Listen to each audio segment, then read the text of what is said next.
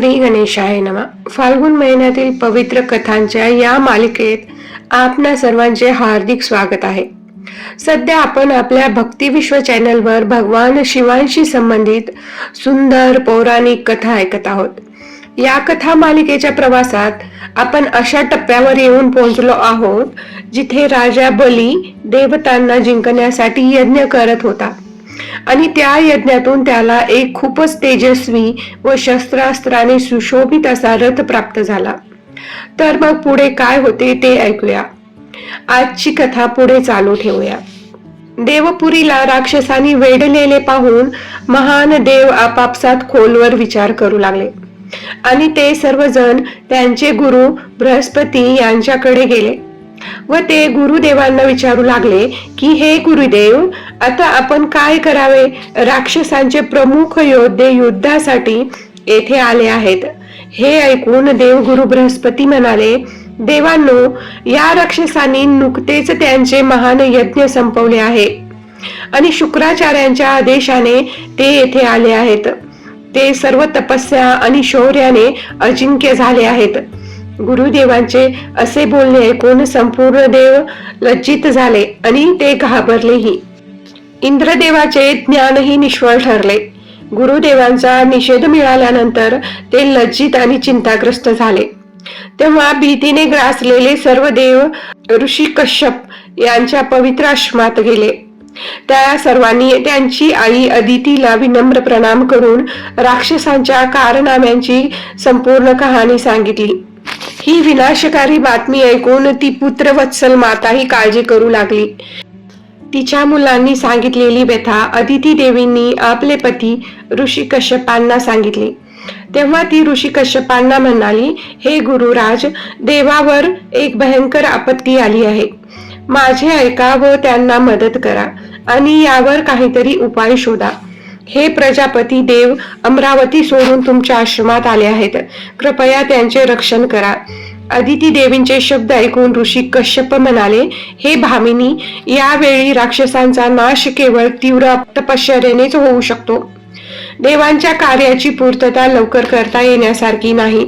हे अदिती देवी, मी तुमच्या इच्छा पूर्ण करण्यासाठी हे व्रत विधिवत सांगत आहे. ते विहित विधीनुसार परिश्रम पूर्वक करा. हे देवी, भाद्रपद महिन्यात चंद्र महिन्याच्या दशमी तिथीला म्हणजेच 10व्या दिवशी विधिवत संयमाने, नियमाने आणि शुद्धतेने राहून भगवान विष्णूंना प्रसन्न करण्यासाठी एक भुक्त उपवास करावा. याचाच अर्थ फक्त एकदाच भोजन करावे. हे देवी, भगवंताच्या भक्तांनी सर्व मानवी इच्छांचे स्वामी भगवान श्रीहरींची प्रार्थना करावी आणि या प्रार्थनेचा मंत्र असा आहे, तव भक्तोऽस्म्यहं नाथ दशम्यादिदिनत्रयं व्रतं चराम्यहं विष्णो अनुज्ञां दातुमर्हसि. अर्थात, हे प्रभू, मी तुमचा भक्त आहे आणि दशमी पासून 3 दिवस उपवास करावा.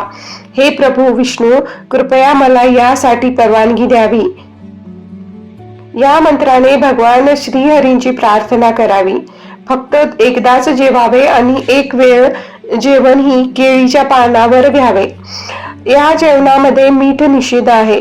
उपवास करणाऱ्याने एकादशी तिथीला परिश्रम पूर्वक उपवास करावा आणि रात्री जागरण करावे. त्यानंतर द्वादशी तिथीला विधीचे पालन करून चांगल्या ब्राह्मणांना जेवण द्यावे आणि कुटुंबातील सदस्यासह उपवास सोडावा. अशा प्रकारे आळस सोडून 12 महिने दर महिन्याला हा उपवास करावा. वर्षाच्या शेवटी जेव्हा पुन्हा भाद्रपद महिना परत येतो तेव्हा एकादशीला तुमच्या क्षमतेनुसार सोन्याची किंवा चांदीची भगवान श्रीहरी विष्णूंची मूर्ती बनवावी आणि ती कलशावर ठेवावी. भगवान श्रीहरी विष्णूंची मनापासून पूजा केल्यानंतर निवृत्त करणाऱ्या व्यक्तींचे सर्व पापाचे शमन करण्यासाठी श्रावण नक्षत्राशी संबंधित पापनाश करणाऱ्या द्वादशी तिथीला उपवास करावा. अशा प्रकारे हे शुभ व्रत करावे. पतिव्रता देवी अदितींनी देवतांची कार्य सिद्ध होण्यासाठी पूर्ण एकाग्रतेने ऋषी कश्यप यांनी सांगितलेले व्रत पूर्णपणे भक्तिभावाने पाळले.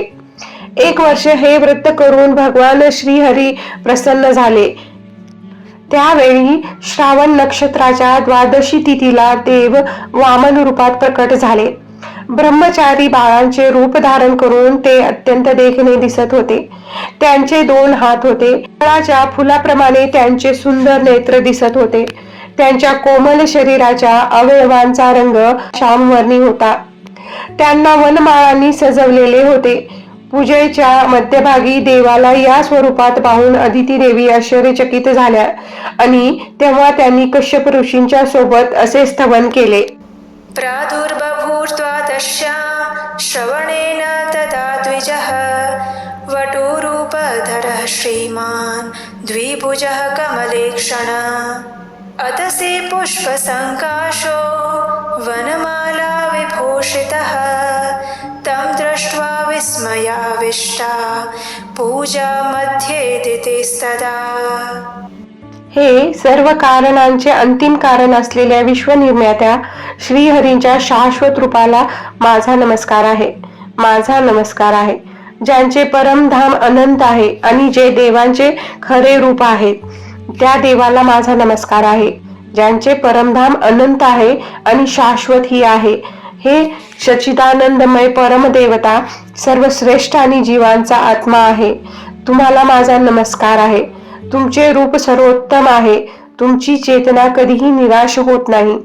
तुम्हाला माझा वारंवार नमस्कार आहे.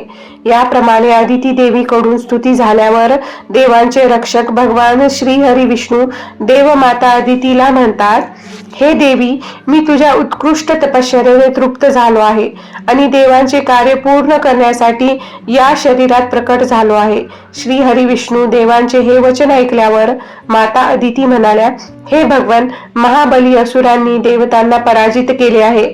हे जनार्दन, आता सर्व देवगण तुम्हाला अन्योन्य शरण आले आहेत. तुम्ही या शरणागती देवांची रक्षा करा. वैकुंठ धामाचे एकमेव स्वामी आणि संतांचे आश्रयस्थान असलेले एकमेव श्रीहरी विष्णू अदिती देवीचे बोलणे ऐकल्यानंतर आणि देवांचे व राजा बली यांचे सर्व प्रयत्न जाणून घेतल्यानंतर मनातल्या मनात विचार करू लागले की आज मी काय करावे जेणेकरून देवांना विजय मिळू शकेल आणि मुख्य दानवांनाही हार पत्करावी लागेल.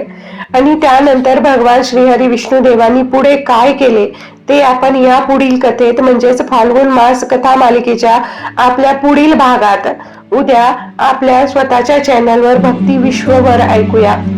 हर हर महादेव.